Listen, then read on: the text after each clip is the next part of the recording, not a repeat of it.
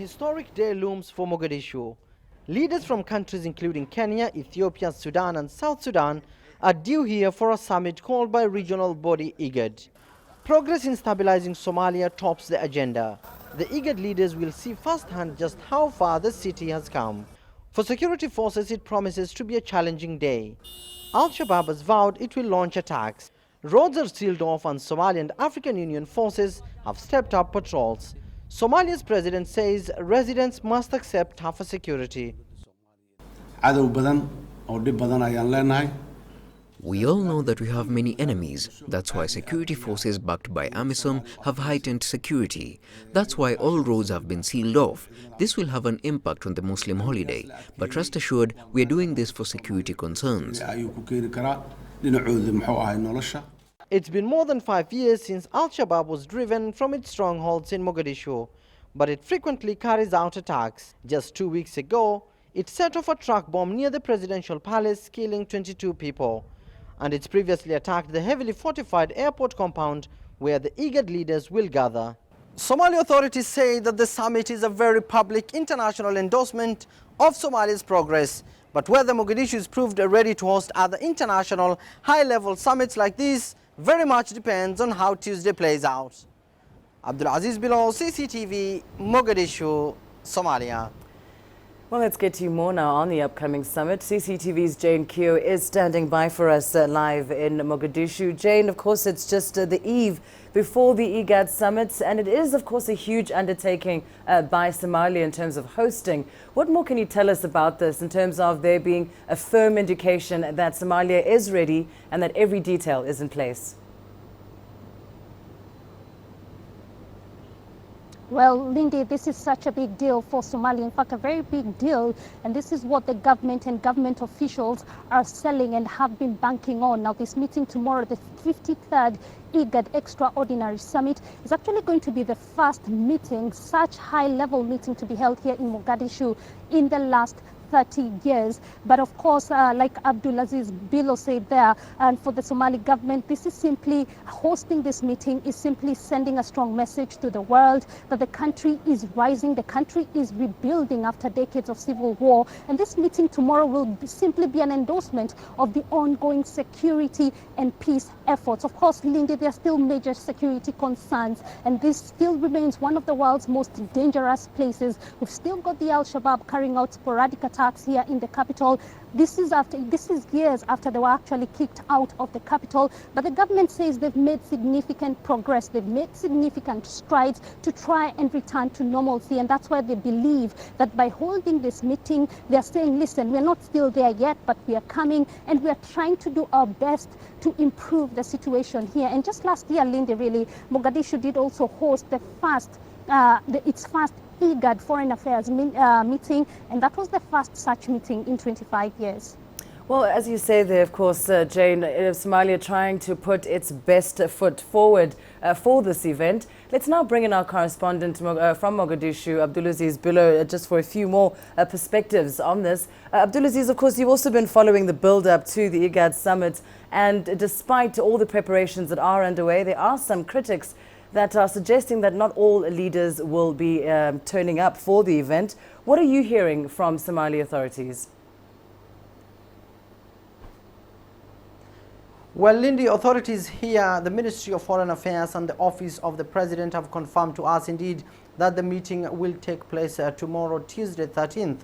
Now, the meeting was planned for the 10th, but due to several concerns, it was pushed back to the 13th of September. Now, authorities here are optimistic indeed that they have confirmed indeed that the meeting will take place tomorrow. Now, the number of countries that there are no exactly countries that have not confirmed their attendance. The government is saying that all members of the Intergovernmental Authority on Development IGAD bloc will attend the meeting. That's going to become the first international summit that will take place in Mogadishu in 30 years. So to Somali authorities, this is such a big deal. Now, of particular concern is that there's no official timetable for the meeting. Authorities are yet to issue when the meeting will take place, and the speakers and the head of states according to what time they're going to come. There's been no official communication from the Minister of Foreign Affairs on that note. But top on the agenda will be the issue of Somalia, the progress made, the election that is coming, and for IGAD to see and the African Union forces also to show that how much they've controlled the capital from the al-Shabaab, and also the issue of South Sudan will also be put into focus there, Lindy. Jane, let's return to you. As we heard Abdulaziz there saying some of the key issues on the agenda are Somalia itself and its security challenges, and of course recent events in South Sudan. What is the significance then of Somalia playing host to this key meeting at this particular time in East Africa's, in terms of what East Africa is experiencing?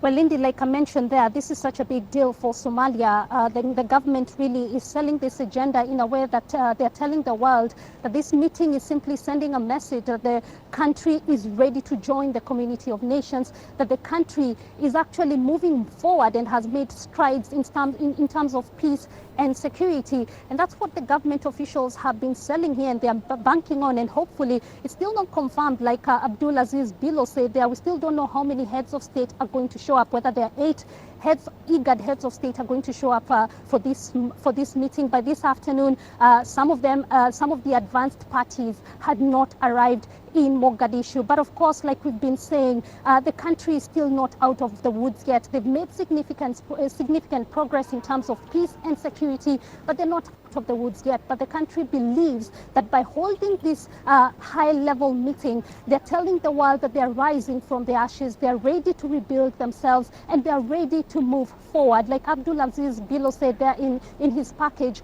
that this is an endorsement of the ongoing peace and security of efforts. And Lindy, having been here about 4 years ago, I can tell you there's been significant progress right from the airport all the way to the city center. And that's what the government of Somalia is hoping to take away from this by hosting this meeting, which is the first to be held in about 30 years.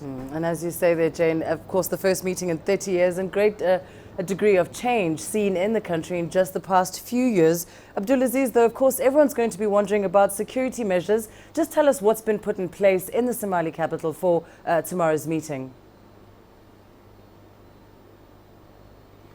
Well, Lindy, authorities here in Somalia, they are not taking any chances, bearing in mind that the exact venue where the meeting will take place, this is near the heavily fortified airport area, was the scene of a deadly explosion in July when a former Somali member of parliament, Salah Badbado, detonated an explosive-laden vehicle there, killing 13 people, most of them UN private guards of Somali origin. Now, so security forces here have cordoned off the roads today for the 5th day. They are not taking any chances. So the road that leads to the airport and also the strategic road known as the Makkah al-Mukarram has been cordoned off from members of the public. There's been no movement of vehicles apart from military vehicles for the past 5 days. So security is a key issue for the Somali government. They've blocked all intersections that lead to the airport and to the presidential palace. So that is one of the security measures that the authorities have put there. The intelligence, the police, the military, and also the African Union forces are cordoning off the areas